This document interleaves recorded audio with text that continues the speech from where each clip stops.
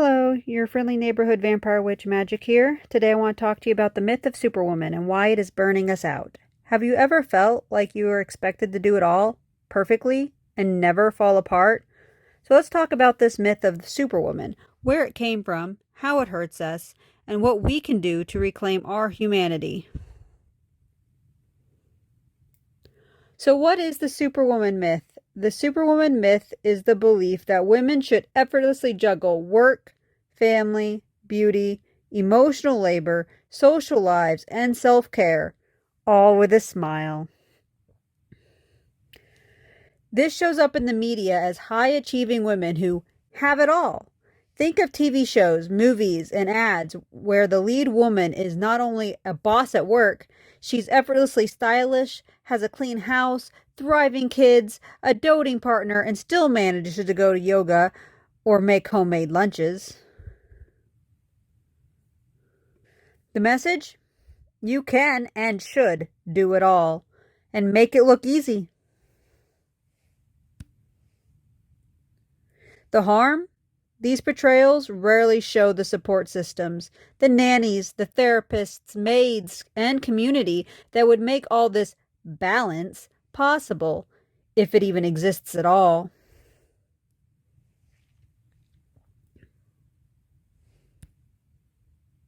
Social media glorifies the hustle culture. Instagram captions like 5 a.m. workout, 9 to 5 job, dinner with the kids, side hustle, no excuses. TikTok showing a day in the life of a super mom who meal preps, cleans, works out, runs a business, and somehow still journals before bed. The myth is sold with the aesthetics of clean counters, glowing skin, and organized calendars, but it doesn't show the exhaustion, the anxiety, or the resentment behind the scenes. It suggests that if you are not thriving in every area, you are just not trying hard enough.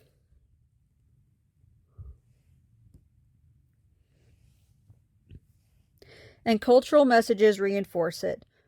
Phrases like, moms are superheroes. Strong, independent women don't need help. Good women put others first. Or she's a boss babe, a mama, a wife, and never complains. These messages praise sacrifice over support and endurance over well-being.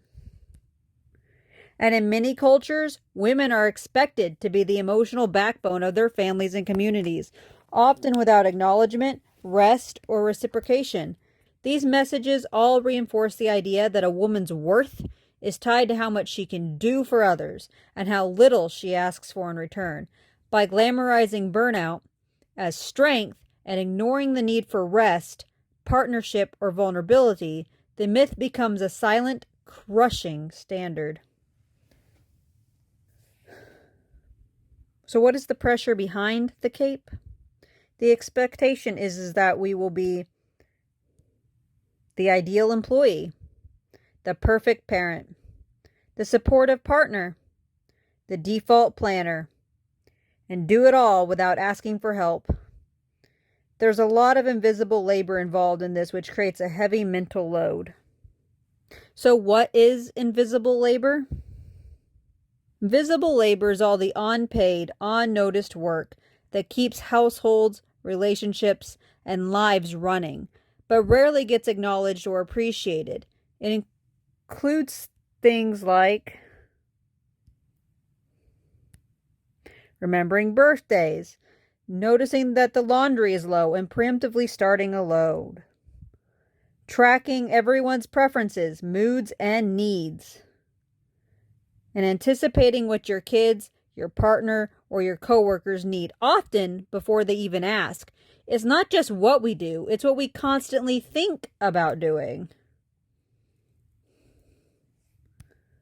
So what is mental load? It is the cognitive burden of managing, organizing, and planning all the moving parts of life, especially for others. It is the running to-do list in your head that never turns off. Even when you're not doing, you are remembering, preparing, worrying, and coordinating. And for many women, especially moms and caretakers, the mental load is invisible but exhausting. It is why you wake at 2 a.m. wondering if you RSVP'd to that birthday party, scheduled the dentist, or bought more sunscreen before their field trip. So, how do these show up together? You might physically be sitting down, but mentally you are meal planning, school event prepping, and checking your partner's calendar. You are not just parenting your kids, you are also managing their social calendars, emotional needs, growth charts, and clothing sizes. You're not just working your job, you're also the default emergency contact, sick day planner, holiday coordinator, and emotional buffer. But why is this so draining? Because it's invisible. People rarely notice it unless it's just not done. I know that from personal experience of it feeling invisible. I used to do all the housework with this person I lived with because he was old-fashioned and believed that it was the woman's job to clean regardless of whether or not they worked. So basically, there was two of us women in the house, and he divvied up the work between us so we could make sure it all got done. The problem is the other woman in the household didn't want to do anything. She always used her depression or the fact that she didn't feel well that day as a reason not to. But I also knew that if it wasn't done, everybody was going to be mad in a bad mood. So I took it on myself to make sure all the housework got done on top of raising a child and working a full-time job. And then one day I got tired of it because in a household of 3 grown adults, I shouldn't be the only one doing it. So I stopped. I took care of my kids' stuff and my stuff, and left everything else to them. And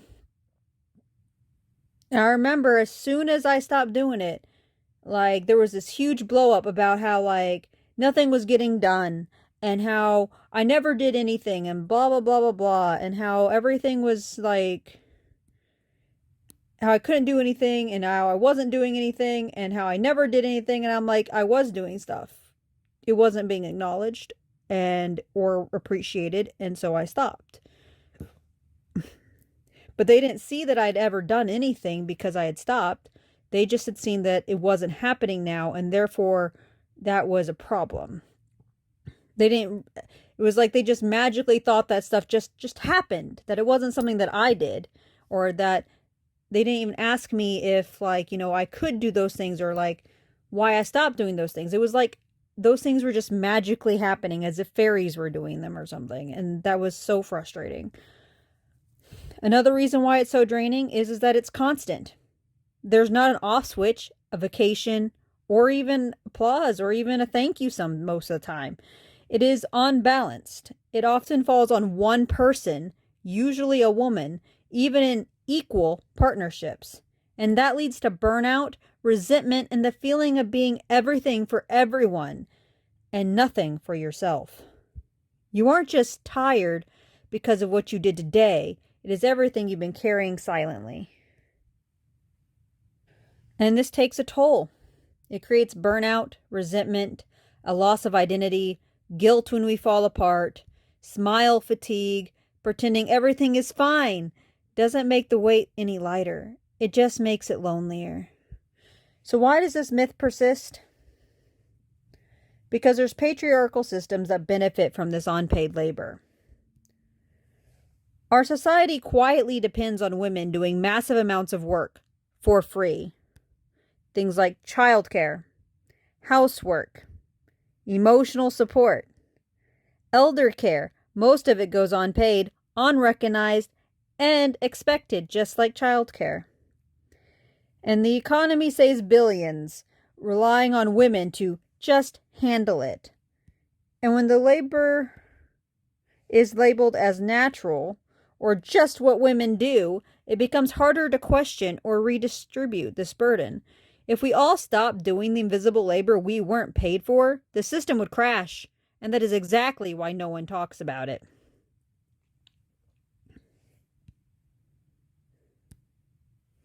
There's a lack of workplace flexibility. Jobs often assume a worker is either fully available or not committed. There is little room for caregiving, mental health needs, or life outside of work. Women are told to just lean in, but rarely offered policies that make it possible to do so without falling over. Paid leave, flexible schedules, and affordable childcare are still treated like luxuries, not necessities. You are expected to work like you don't have a family and parent like you don't have a job.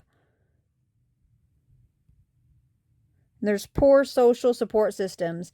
Many families are isolated from extended networks or affordable help. Community care was once vital and has now faded away, replaced by the expectation to do everything solo.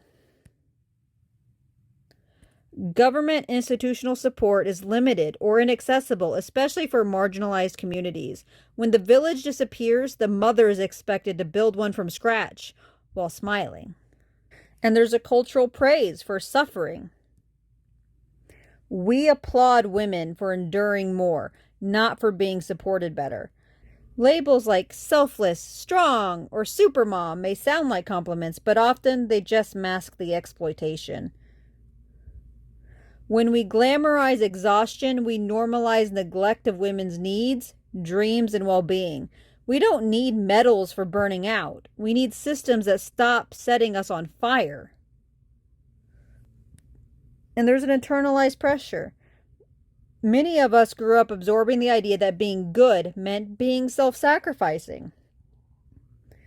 Even when no one is asking us to do it all, we still feel as though we should. Guilt creeps in when we rest, ask for help, or prioritize ourselves in any way. And social media only adds fuel to the fire with comparison and curated perfection and the endless pressure to perform. Sometimes the loudest pressure isn't from others. It's that voice in our own head whispering, "You should be doing more." So it's time that we rewrote this script. Strong doesn't mean never needing help. We need to encourage asking for help without guilt. Saying no as a complete sentence. Prioritizing rest and joy. Sharing labor equally, whether it be with partners, families, or communities. And normalizing softening instead of shaming it. So I know from my personal experience that I've hit this point. I can think of 3 times in my life. The first time probably would have been in college, but I think that was more of like all the trauma that I was processing hitting me at once, and still trying to be everything for everyone. I just couldn't do it. So that kind of made me take a week for myself to get myself back together, but then I just started pushing again.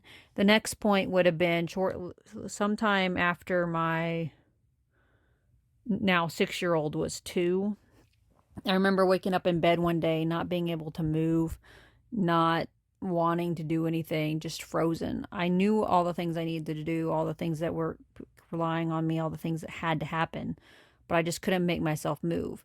And then after a little bit, this little voice in my head said, "Yeah, it'll be hard, but you're already living it hard, so do it anyway."